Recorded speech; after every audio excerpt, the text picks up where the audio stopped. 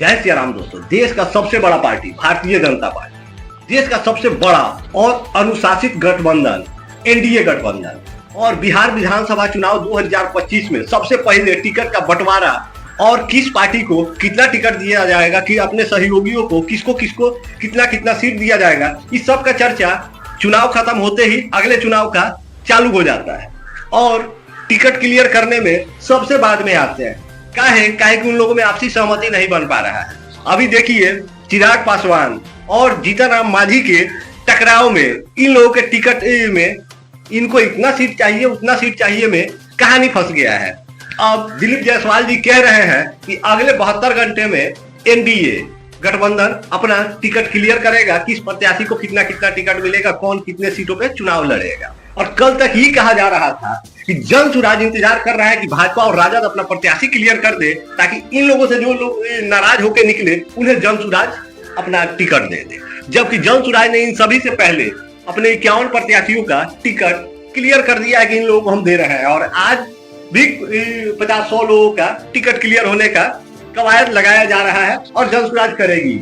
वहीं देखिए महागठबंधन के टिकट बंटवारे को लेकर वहां भी पेच फंसा हुआ है। मतलब जितना ज्यादा गठबंधन उतना ज्यादा मामला में त्रुटि। अब वहां भी तेजस्वी यादव को मुख्यमंत्री चेहरा घोषित करने के लिए और उस पर चुनाव लड़ने के लिए कांग्रेस दो टुकड़ों में बट गया है। कांग्रेस के जो समर्थक हैं और उनके जो नेता चुनाव लड़ने वाले हैं दो पार्ट में बट गया है कि आप तेजस्वी को काहे मुखौटा बना रहे हैं। वहां भी मामला वैसा ही फसल है। अब वो कहूँ अभी टिकट क्लियर नहीं हुआ है कि कौन क्षेत्र से कौन चुनाव लड़ेगा। हम तो बस इतना ही कहना चाहते हैं कि जन सुराज अपना टिकट क्लियर करे 243 सीट पे और इस चुनाव उहे लड़ जाए। बाकी एनडीए गठबंधन और महागठबंधन ये दोनों लोग तैयारी करें अगले 5 साल बाद। तब तक ये लोग अपना जो इन लोगों का समीकरण है और इनके जो नेता हैं गठबंधन है उस सब लोग से आपसी राय सहमति ये सब कर ले आराम से तसल्ली से, और अगले चुनाव में ये लोग पहले तैयारी करके आए।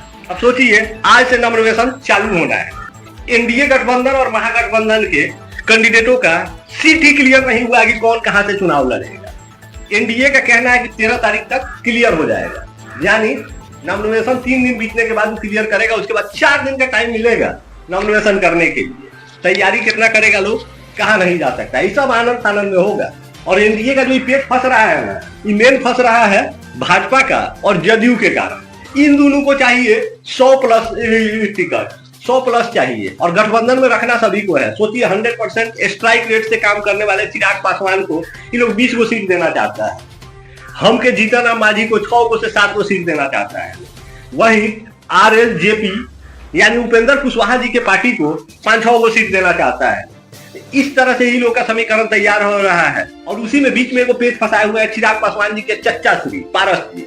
उनका भी कहना है चिराग को जितना सीट मिलेगा उतना सीट पर हम भी चुनाव लड़ेंगे। अब देखिए मतलब खूब बढ़िया है, संगठन बहुत मजबूत है, सबका आपसी सहमति से ही काम होता है, लेकिन एकता दिखता नहीं है। जैसा ही टिकट का बारी आता है ना, सब दिल या बंदर लेखन लड़ाई झगड़ा करने लग जाता है, और वो से पहले और वो से बाद साफ कहता है कि हम लोगों में तो कोई मतभेदे नहीं है। हमारे इस वीडियो का ज्यादा कोई उद्देश्य नहीं है, हम सिर्फ इतना चाहते हैं कि एनडीए गठबंधन और महागठबंधन अपने प्रत्याशियों का लिस्ट 14 नवंबर के बाद क्लियर करे। नहीं चाहिए, ऐसे भी लोग बहुत विकास कर दिया है बिहार में। एक आदमी 15 साल किया है, एक आदमी 20 साल से करिए रहा है। इन दोनों आदमी को हम चाहते हैं कि दोनों आदमी आराम करें, टिकट क्लियर करने का कोई जरूरत नहीं। आप लोग 100% सीट पर चुनाव लड़िएगा 14 तारीख के बाद। अभी प्रशांत किशोर को निर्विरोध जीत जाने दीजिए, उनके विपक्ष में कोनो पार्टी नहीं उतारिए। इन सभी का डर सता रहा है, इन सभी को लग रहा है कि जो भी उतरेगा ना इस बार मुंह का खाएगा। इसीलिए ये लोग टिकटें क्लियर नहीं कर पा रहा है। कहेगा ना कि हाँ साथ मतलब टिकट इन मौके पे क्लियर हुआ, चुनाव का तैयारी करने का हमको मौके नहीं मिला, इसलिए हम लोग चुनाव हार गए। कुछ तो कहने के लिए होना चाहिए, बस यही एगो कारण है, दूसरा कोई कारण नहीं है। नहीं तो मैं ज्यादा सोचने का जरूरत नहीं था। सीधे सीधे लोकसभा चुनाव के परिणाम के हिसाब से यहाँ सीट क्लियर कर लेते, उसका परसेंटेज निकाल लेते कि टोटल सीट कितना था, उनसे भाजपा कितना परसेंट जीती है, जदयू कितना परसेंट जीती है, चिराग पासवान की पार्टी कितना परसेंट जीती है, हम कितना परसेंट जीती है, उपेंद्र कुशवाहा कितने परसेंट जीते हैं, जो भी उनका गठबंधन में लोग हैं उन सभी का परसेंटेज निकाल लेते और परसेंटेज के हिसाब से विधानसभा का सीट बांट देते। कहानी खत्म, इन्हें ज्यादा तामझाम करने का जरूरत नहीं था। लेकिन वो लोग ऐसा करेगा नहीं, सब लालची है, सबको अपन अपन मतलब ये साधना है। और ये सब खेला पता है कायला हो रहा है। इन लोगों को जीतने से मतलब नहीं है कि ज्यादा सीट मिलेगा तो हम ज्यादा जीतेंगे, इससे मतलब नहीं है। जिस पार्टी को जितना ज्यादा सीट मिलेगा उतना ज्यादा कमाई होगा। क्या कि टिकट बेचना है, दूसरा कुछ नहीं करना है। राजद को आपको क्या लगता है कि मतलब इन लोगों को 140 को सीट चाहिए, किसी को 60 को दे रहे हैं, किसी को 20 को दे रहे हैं, किसी को 10 को दे रहे हैं, और खुद आपको मुख्यमंत्री बनना है। तो इस सब खेला इसलिए किया जा रहा है कि ज्यादा सीट रहेगा, ज्यादा पैसा का आमदनी होगा। चुनाव जीतने से कोई लेना देना नहीं, कौन जीतता है कौन हारता है, किसका सरकार बनता है, इससे कोई फर्क नहीं पड़ता है। हमको कमाना है बस। ये लोग अपना कमाई का फेर में पड़ा हुआ है, और प्रशांत किशोर के पास ऐसा कोई कंपटीशन नहीं है। ओपन हैंड है, अगर बेचना है तो 100% बेचना है, पैसा 100% उनका है, नहीं बेचना है तो 100% नहीं बेचना है। ऑनरशिप है उनके पास, जवाबदेही है एक के पास। लेकिन एनडीए में ना किसी के पास जवाबदेही है, ना ऑनरशिप है, और ना ही महागठबंधन में कोई जिम्मेदारी और ऑनरशिप है। वहां हार गए तो इनकी गलती, इनके मत्थे उनके मत्थे सबके मत्थे मारते फिरिए, जीत गए तो श्रेय खुद ले लीजिए। ये खेला चलता है। तो आप लोगों से यही कहना चाहते हैं, जो लोग अपने पार्टी का टिकट क्लियर नहीं कर पा रहा है, वो बिहार की जनता का भविष्य क्या क्लियर करेगा, तो क्या बिहार के लोगों का भविष्य बनाएगा और बिगाड़ेगा।